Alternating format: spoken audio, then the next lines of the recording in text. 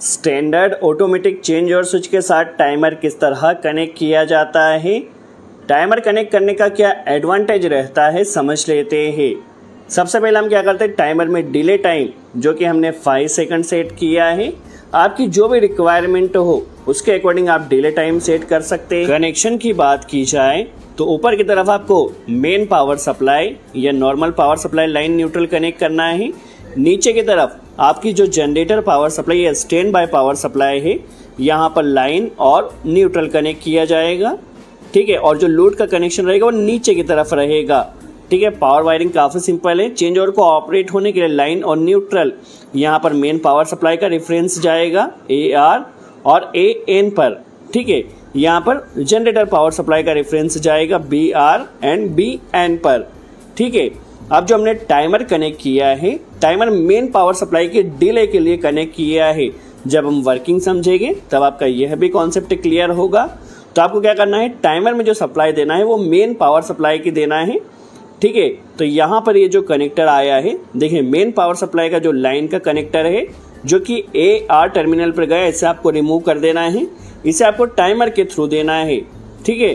तो जो main power supply का लाइन वायर आया है, इसी से आपको टाइमर की कॉइल A1 पर दे देना है, ठीक है। मेन पावर सप्लाई जब आएगी तो A1 पर लाइन आ जाएगा और A1 से ही लाइन का ही एक वायर आपको लेना है, ठीक है। मेन पावर सप्लाई का ही लाइन लेना से टाइमर के कॉमन 15 नंबर पॉइंट पर कनेक्ट कर देना है।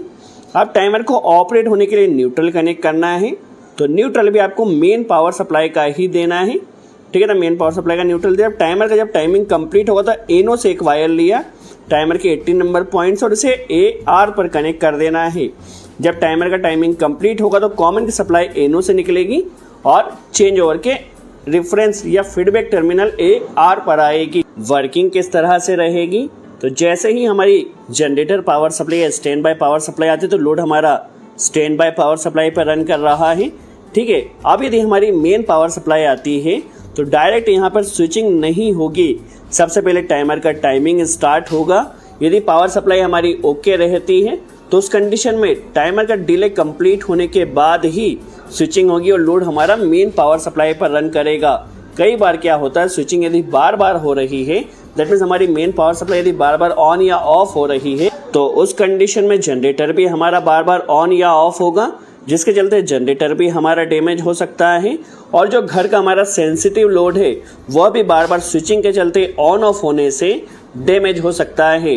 तो टाइमर आप यहाँ पर मेन पावर सप्लाई के लिए कनेक्ट कर दीजिए, उसमें डिले सेट कर दीजिए।